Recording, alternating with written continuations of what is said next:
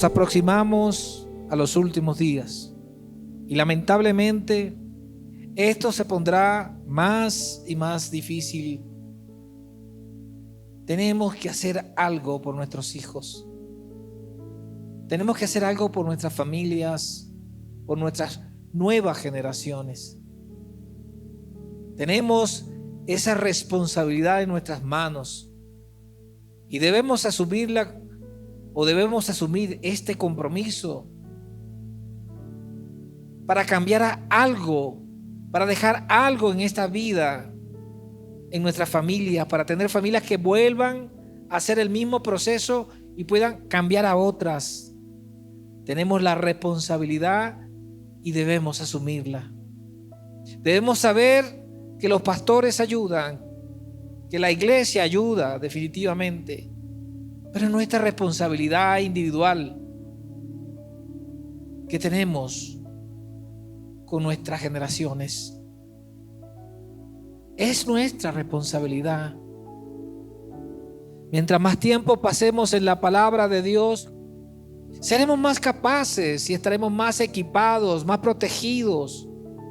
Estaremos más adiestrados para enfrentar lo que está sucediendo, porque nos estaremos armando y usando nuestras propias armas. La palabra de Dios dice en Efesios 6, del versículo 10 al 18, que nuestras armas son espirituales. Los que no leen la palabra de Dios no entienden lo que la Biblia puede aportar a nuestra dieta intelectual y espiritual. Aporta lo suficiente para enfrentarnos a cualquier batalla espiritual, intensa o no intensa, que podamos sufrir. En el libro de Timoteo, en 2 de Timoteo capítulo 3, del versículo 16 al 17, dice que toda la escritura es inspirada por Dios y es útil para enseñarnos. Es útil para enseñarnos, y por tercera vez les voy a decir que es útil para enseñarnos lo que es verdad y para hacernos ver lo que está mal en nuestra vida. Nos corrige cuando estamos equivocados y nos enseña a hacer lo correcto. Y acá está la clave. Dios usa la palabra para preparar y capacitar a su pueblo para que haga toda buena obra, como está escrito en la palabra. Romanos 15:4 dice que tales cosas se escribieron hace tiempo en las escrituras para que nos sirvan de enseñanza, recalcando lo que estamos hablando sobre la necesidad que tenemos de capacitarnos. Y las escrituras también nos dan la esperanza y el ánimo mientras esperamos con paciencia que se cumplan las promesas de Dios cuando hacemos lo correcto en nuestra vida. Primera de Pedro, en el capítulo 2, en el versículo 2 y 3, nos dice que tenemos que ser como esos bebés recién nacidos. Debemos desear con ganas la leche espiritual, la palabra de Dios, para que crezcamos, para que nos fortalezcamos, para que nos equipemos con una experiencia plena de la salvación. Debemos pedir a gritos ese alimento nutritivo. Ahora que han probado la bondad del Señor, dice la palabra. Ahora que has creído, ahora que has probado la bondad del Señor, debes tomar la decisión. Nunca es tarde para comenzar. Tenemos que levantar un vallado, hacer fortificación en nuestros espacios donde no tenemos el control. Penetra fácilmente el enemigo. Allá afuera no lo podemos hacer, pero sí podemos comenzar con nuestras propias familias. Hebreos capítulo 4 versículo 12 dice que la palabra de Dios es viva y poderosa. Dice que es más cortante que cualquier espada de doble filo. Penetra entre el alma y el espíritu, entre la articulación y la médula del hueso. Deja al descubierto nuestros pensamientos y deseos más íntimos. Deja descubierto todo aquello que debe ser corregido en nuestra vida. Cuando leemos la palabra de Dios continuamente, como un hábito diario, es como una medicina que nos transforma desde dentro de nosotros, desde lo más profundo de nuestro ser. Alguien dijo que la mejor defensa siempre es el ataque. La mejor defensa consiste en prepararnos para formar a los nuestros, para que estén listos y equipados para vencer allá afuera. Ellos enfrentarán tentaciones y amenazas de aquellos que quieren adoctrinarnos por la fuerza. Quieren adoctrinar a nuestros niños y a nuestros jóvenes. ¿Qué estamos haciendo nosotros por ello? Preparemos a nuestros hijos, mostrándoles la realidad de Dios, pero también la realidad del mundo. No dejes que ellos salgan y lo descubran por sí solos. Estos tiempos deberían ser tiempos de entendimiento y de saber. Y si no sabemos cómo nos vamos a defender, y si no sabemos, debemos comenzar a ensayar y a prepararnos. Este es el tiempo que la gente sienta o debe sentir la necesidad de ser discipulado. Necesita ser bautizado. Necesita ser capacitado. Y no escondernos o adaptarnos a la forma de este mundo, que por cierto va muy mal. Cuando no estamos capacitados, vamos a querer pelear con las armas carnales, que son las únicas que conocemos. Y déjame decirte que ya perdimos la pelea. Nuestros niños en Epicentro están recibiendo en sus salas enseñanzas basadas en valores y principios. Muchos padres creen que son guarderías y no es así. En Epicentro tenemos clara la película de lo que está pasando y necesitamos hacer y predicar desde el púlpito, pero demostrando con hechos que lo estamos haciendo y lo estamos logrando. Ellos están recibiendo el mensaje de la palabra de Dios, al igual que ustedes. Les invito a conversar con sus hijos y comparta con ellos cuál ha sido su experiencia. Apoyen este trabajo hermoso. Viendo en familia Epic Kids no es una publicidad, es algo para formarnos. En el canal YouTube hay cientos ya de videos que los niños pueden aprender, y estoy seguro que aprenderán juntos con ellos como familia. La palabra dice en el libro de los Salmos, en el capítulo 34, versículo 18, que debemos saber que el Señor está cerca de los que tienen quebrantado el corazón. Él rescata a los espíritus destrozados. Nos alienta y nos dice constantemente en su palabra que debemos vencer. Pero para vencer debemos prepararnos. Usted puede verlo en la Biblia cuando nuestro Creador, en el libro de Apocalipsis, da ciertas recomendaciones a las 7 iglesias de Asia Menor. Dios dice a las iglesias: de todo lo que han hecho me agrada, pero tengo esto contra ti, o tengo aquello contra ti. Esto se hace evidente en nuestras vidas y debemos ver esto como el acto de un padre amoroso que le dice a sus hijos: qué bien lo estás haciendo, pero debes corregir esto o aquello.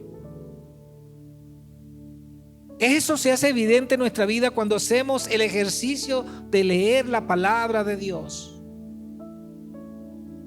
No debemos desanimarnos, no debemos caer en desesperación, debemos vencer, y la palabra dice: vencerás. Repite conmigo: yo venceré. El Salmo 23 nos recuerda que el Señor es nuestro pastor y que tenemos todo lo que necesitamos.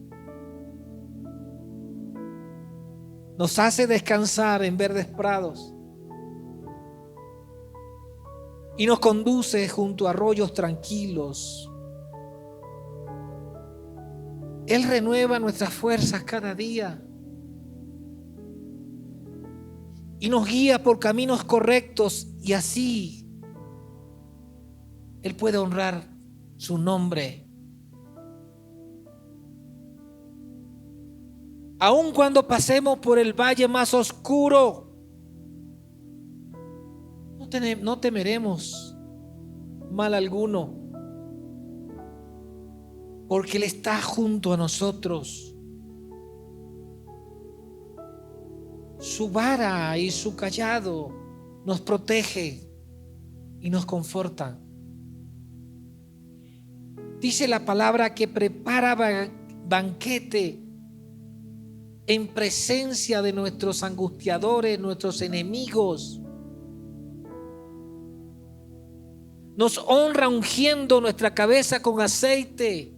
Dice, dile, repite conmigo: yo soy un ungido. Tienes que declararlo. Y nuestra copa se desborda de bendiciones.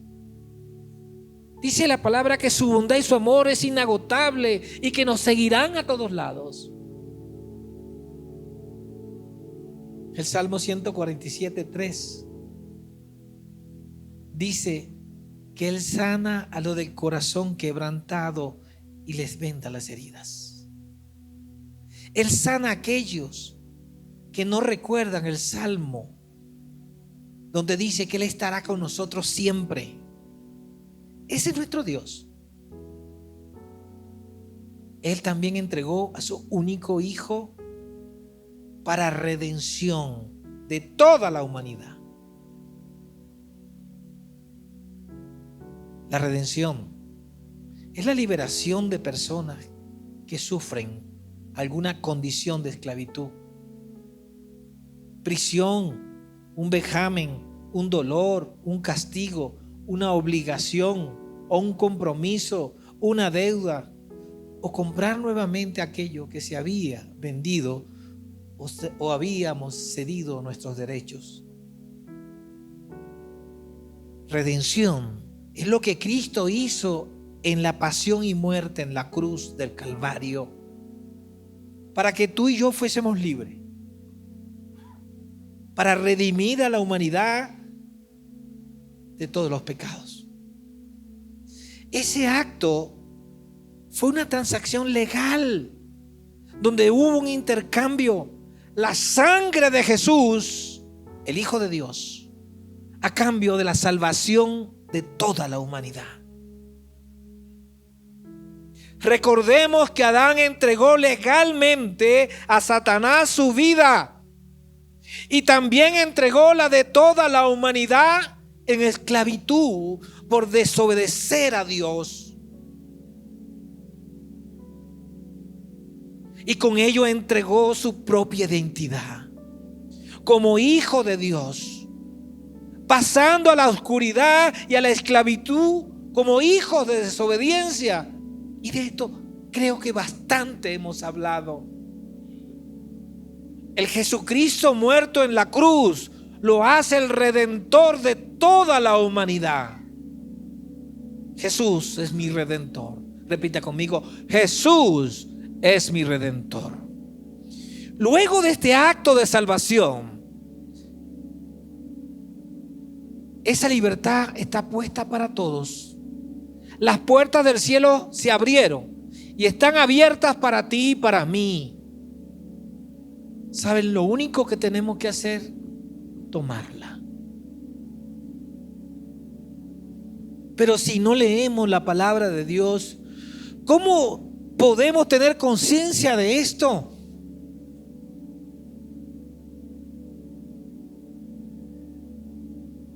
No es suficiente con leerle una vez a la semana. No es suficiente con escuchar algunos versículos en las prédicas. También debemos tener presente lo que dijo el propio Jesús. Y tomamos de Lucas 11, del 2 al 4.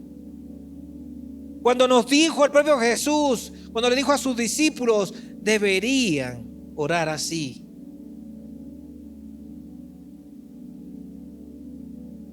Padre, que siempre sea santificado tu nombre. Que tu reino venga pronto. Danos cada día el alimento que necesitamos. Y perdona nuestros pecados, así como nosotros perdonamos a los que pecan contra nosotros. Y no permitas que volvamos a caer en la tentación, o que cedamos a las tentaciones del mundo. Concluimos entonces que Jesús dice que debemos orar al Padre de una manera o en un sentido, reconociéndolo como nuestro único Dios, separando, apartando su nombre de toda mezcla con el mundo. Que pidamos que el reino de Dios que perdimos por el pecado vuelva, creyendo en el sacrificio que Jesús hizo en la cruz. Quien dice amén. Que nos proporcione el alimento que necesitamos. Se llama provisión. Y que perdone nuestros errores o pecados. Que no podamos ceder a esa tentación de volver atrás, de un ratico para Dios y un ratico para el mundo. Y acá se enciende una luz roja intermitente. Cuando Jesús dice que pidamos con justicia, que le pidamos a Dios que perdone nuestros pecados, como nosotros perdonamos a los que nos ofenden. ¿Cómo que nosotros podemos lograr eso? ¿Cómo podemos nosotros alcanzar esta vara tan alta que nos ha puesto Jesús?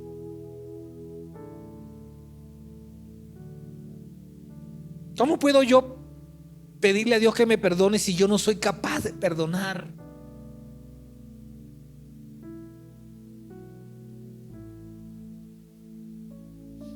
Todo esto es evidencia de que Jesucristo quiere que hagamos lo que Él hizo en la cruz, crucificándonos juntamente con Él. ¿Quién dice amén? El libro de Gálatas, en el capítulo 2, versículo 20, nos dice que mi antigua vida ha sido crucificada con Cristo. ¿Puede repetir eso conmigo? Mi antigua vida ha sido crucificada con Cristo. Y yo digo amén a eso. Ya no vivo yo, sino que Cristo vive en mí.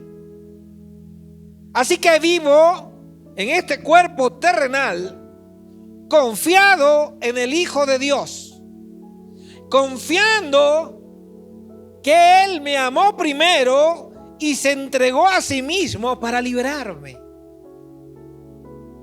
para soltarme de unas cadenas, para pagar la hipoteca de mi vida.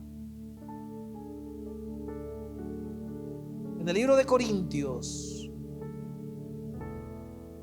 capítulo 5, en el 2 de Corintios, versículo 15, dice que Él murió por todos, para que los que recibamos la nueva vida en Cristo, ya no vivamos más para nosotros mismos, más bien vivirán para Cristo, quien fue el único que murió y resucitó por nosotros. Fue el único. La redención es el perdón de los pecados y la reconciliación con Dios para todos aquellos que alcanzarán la vida eterna a cambio de un pago. Ese pago fue la sangre de Jesús. Oigan bien, Él murió por el perdón de todos, pero no todos alcanzarán a llegar a la vida eterna en la presencia del Padre. No todo aquel que le llama Señor será reconocido, porque no todos están dispuestos a crucificarse juntamente con Él y resucitar juntamente con Él. Y ese es el nuevo nacimiento, para perdonar a todos los que nos hacen daño y pedirle abiertamente a Dios que perdone nuestros errores. De la misma manera que hemos entendido que debemos perdonar a aquellos que nos han herido. Yo sé que le estoy hablando a algunos o algunas.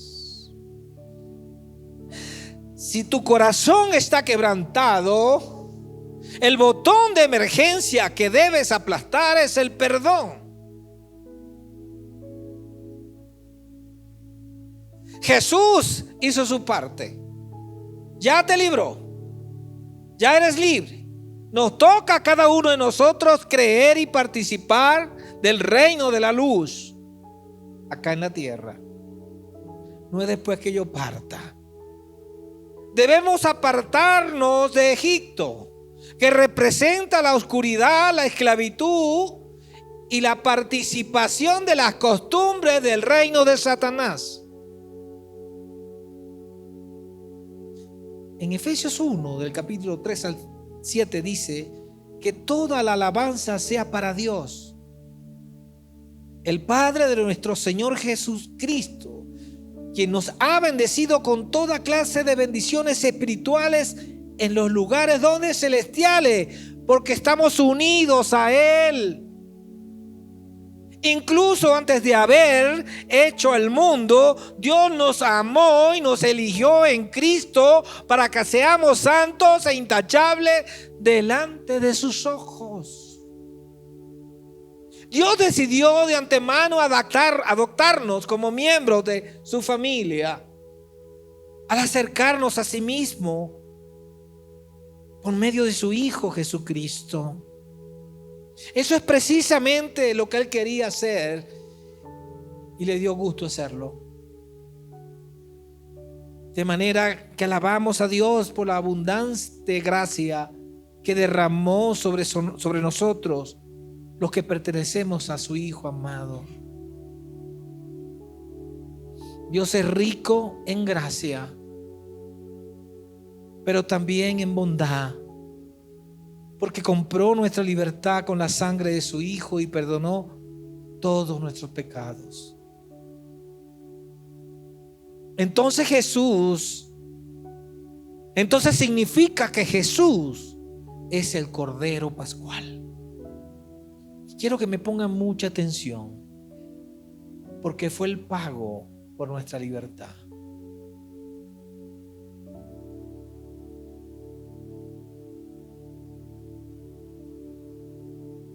Jesús murió físicamente.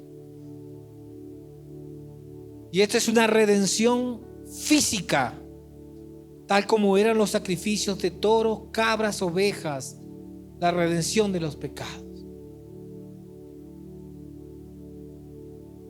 Jesús nos libró del Egipto, que representa el mundo de la oscuridad. Y podemos recordar que la noche antes de la liberación del pueblo hebreo hubo un sacrificio de todo primogénito de los hijos de los egipcios, incluido el hijo del faraón. Solo hubo redención para aquellos que obedecieron. y sacrificaron un cordero perfecto, y con esa sangre pintaron los dinteles de sus puertas. Lo mismo ocurrió la noche en que Jesús sería entregado como el unigénito Hijo de Dios para liberación de todo su pueblo. Él era el cordero perfecto, sin pecado, que sería preparado para ser sacrificado, y su sangre pintara los dinteles de cada uno de nosotros. Nosotros somos templo del Espíritu Santo. Primera de Corintios 6:19 lo dice. Y esto es muy importante. Y quiero que mantenga, por favor, su expectativa alta. Y luego le dice a los demás lo que se perdieron. Debemos leer la Biblia hasta hacer un hábito. Las generaciones futuras dependen de nosotros. Eso fue lo que Jesús pensó. Las futuras generaciones dependen de que yo me crucifique. Y mientras más tiempo pases en la palabra de Dios, se notará a simple vista. Y será inevitable que tus hijos sean entrenados por los mejores entrenadores de esta tierra. Ustedes, sus padres. En el libro de Éxodo, capítulo 12, versículo 29, dice que a medianoche el Señor hirió de muerte a todos los primeros hijos varones de la tierra de Egipto. Desde el hijo mayor, el faraón, el que se sentaba en el trono del faraón, hasta el hijo mayor del preso en el calabozo. Incluso dice la palabra que la muerte le sobrevino a las primeras crías de todos los animales de Egipto. Acá vemos cómo la muerte golpeó a Egipto a medianoche, pendiente con lo que estoy diciendo. Y acá hubo una redención física con implicaciones espirituales. No es casualidad que Jesús sufrió una muerte física con implicaciones espirituales. Jesús fue crucificado a la hora tercera, es decir, a las 9 de la mañana, hora de nosotros. Hora que los judíos acostumbraban a hacer los sacrificios de la mañana. Y Jesús permaneció vivo hasta la hora sexta, es decir, hasta las 12 del mediodía. Esa hora era considerada por los judíos, por los hebreos, como la hora perfecta donde se resplandecía el sol, como la plenitud del día. Porque es el momento en que el sol estaba a todo su potencial. Y a las 3 de la tarde nuestro Jesús muere, a la hora justa, cuando los judíos hacían el ritual del sacrificio de la tarde. ¿Qué significa esto? Dios deja las cosas claras para el pueblo judío, pero para nosotros también. Existía un proverbio judío y muy bien conocido que decía: como fue la primera redención, refiriéndose al evento del Éxodo, así será la segunda redención. Y como hubo oscuridad en la primera redención, cuando el espíritu de muerte visitó a Egipto, así hubo oscuridad en la segunda y final redención, cuando Jesús fue crucificado. Recapitulamos. Jesús fue crucificado a las 9 de la mañana. La misma hora en que los judíos hacían el primer sacrificio del día. A la hora sexta, 12 del día, Jesús, el Cordero, el sacrificio vivo, aún estaba allí. Cuando el sol debería estar a su máximo esplendor, ocurrió algo. Ellos no se lo esperaban. Hubo una inesperada, densa oscuridad. Se hizo de noche. Y esta oscuridad se extendió a la hora novena, es decir, hasta las 3 de la tarde. La hora en que los judíos hacían el sacrificio de la tarde. La misma hora en que nuestro Señor Jesucristo muere. La misma hora que el Espíritu de nuestro Señor salió de su cuerpo y falleció. Cumpliéndose con lujo de detalles la semejanza de aquello que decían en ese proverbio hebreo, como fue la primera redención, refiriéndose al evento de Éxodo, así también fue la segunda redención. El acto de crucifixión sucedió tal cual lo esperaban los judíos. ¿Cómo no creer? ¿Cómo creer que necesito pensar que esto es a mi manera? Como compartía con algunos servidores de la casa en la mañana y les decía, no podemos tener, si la Biblia fuera personal o como yo creo, habría una Biblia para cada quien. Yo quiero cumplir esto, pero esto no. Yo me acomodo a esto, pero esto no. Y empezamos a arrancarle versículos a la palabra de Dios. Cuando aceptamos esta redención como propia, estaremos recibiendo liberación. Y esa libertad nos hace parte del pueblo de Dios y cambiamos de posición. Vamos de la oscuridad a la luz. Estábamos en el reino de la oscuridad y pasamos al reino de los cielos. Junto a nuestro Dios, por el nuevo pacto que Jesús habló la noche antes de ser entregado, cuando habló con sus discípulos.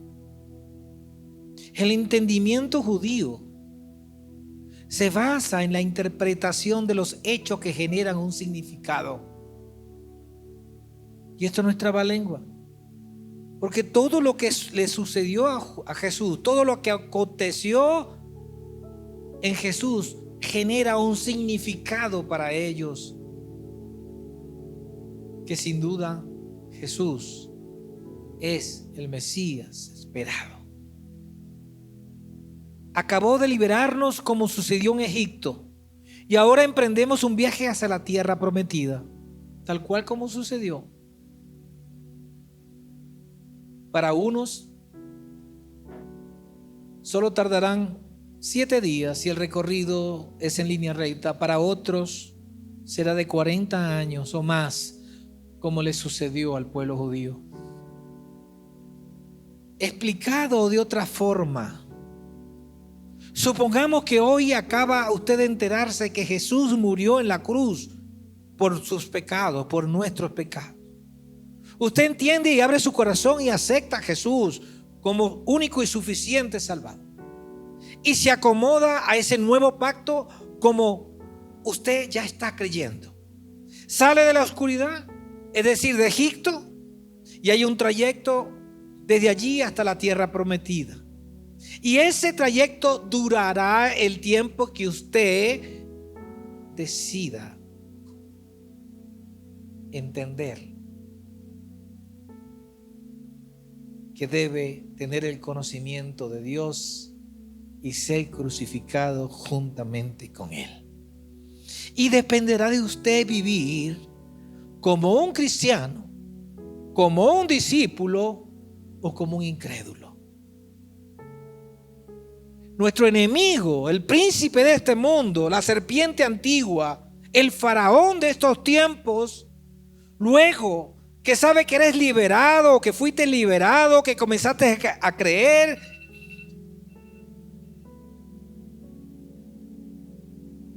y que te has ido de su mundo oscuro, te irá a buscar. Te perseguirá y tratará de que regreses como lo hizo el faraón cuando persiguió al pueblo hebreo. Pero hay una promesa. Dios prometió que el trayecto que tarde Él estará contigo y será tu compañero hasta que llegues nuevamente al reino de los cielos. Y si te persiguen, si te acorralan, si estás bajo asedio, Él está dispuesto a abrir los mares y te hará un espacio para que lo cruces.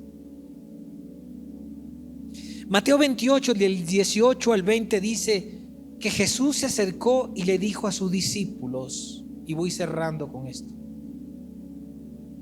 se me ha dado toda autoridad en el cielo y en la tierra. Por lo tanto, vayan y hagan ¿qué? Discípulos de todas las naciones, bautizándolos en el nombre del Padre, del Hijo y del Espíritu Santo. Y dice además que enseñen a los nuevos discípulos a obedecer. Y aquí 3 palabras clave: discípulos, bautizar y obedecer. Y dice que si hacemos esas 3 cosas, tengamos por seguro que estaremos con Él, porque Él estará con nosotros siempre hasta el fin de los tiempos. Cuando dejemos este hogar terrenal, nuestro cuerpo queda y nos vamos con Dios a disfrutar de la vida eterna.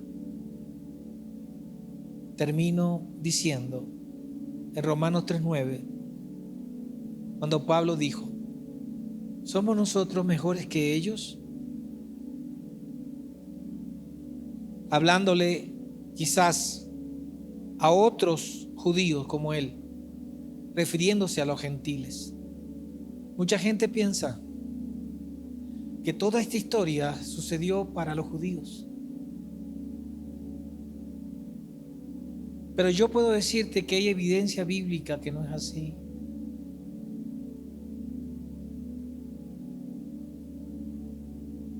Jesús es una invitación para todos.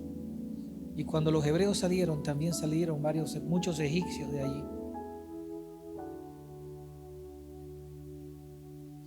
Y hoy ustedes han recibido un mensaje donde hay una similitud casi exacta. ¿Cómo no creer? ¿Cuántas pruebas más necesitas? ¿Hasta cuándo vas a pensar que ser cristiano se trata de venir un domingo?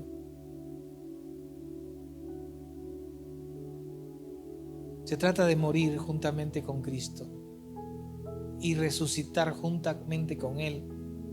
Y ese es el segundo nacimiento que Jesús le hablaba a Nicodemo. Y ese es el segundo nacimiento que necesitamos hacer nosotros.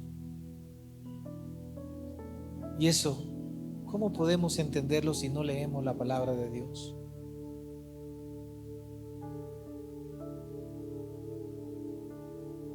Yo aprendí de un pastor que decía: así sea a patadas te voy a llevar al cielo, a empujones, pero te voy a llevar al cielo. A veces nos toca traer a empujones a muchos adultos a los discipulados. Aquellos que tienen la responsabilidad de formar a otras generaciones. Y muchos aún piensan que es una responsabilidad del pastor, cuando nuestra única responsabilidad es exponer el pecado y hablarles tan claro como les he hablado hoy. Yo les pido a todos ustedes hoy que renuncien al poco Egipto que queda en sus vidas.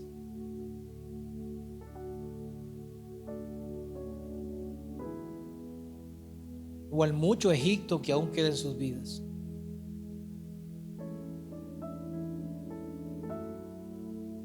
¿Cuánto Egipto aún queda en tu vida?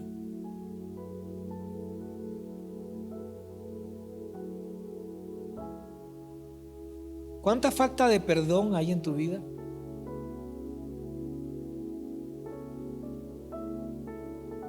Nuestra conciencia no puede indicarnos por dónde ir. Y es la necesidad que tenemos de Jesús. Necesitamos creer en la redención. Y es lo que Jesús hizo en la cruz. Necesitamos creer que Él resucitó de la muerte. No hay un justo en la humanidad. Por eso es que necesitamos a Jesús y su palabra en nosotros. Corre hacia Jesús. Corre hacia las aguas del bautismo. Corre hacia los discipulados. Corre a leer la palabra de Dios. Prepárate. Las nuevas generaciones dependen de ti, tus hijos dependen de ti, tus nietos dependen de ti.